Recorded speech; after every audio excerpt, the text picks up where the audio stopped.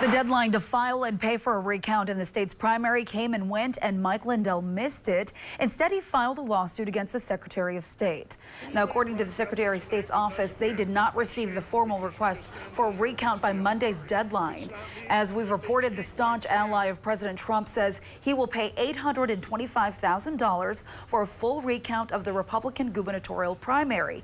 However, this week he filed a lawsuit claiming the state is changing the recount process to only include Lindell and Lisa Demuth, who won the primary. Lindell wants all GOP candidates, along with all DFL candidates, included in the recount.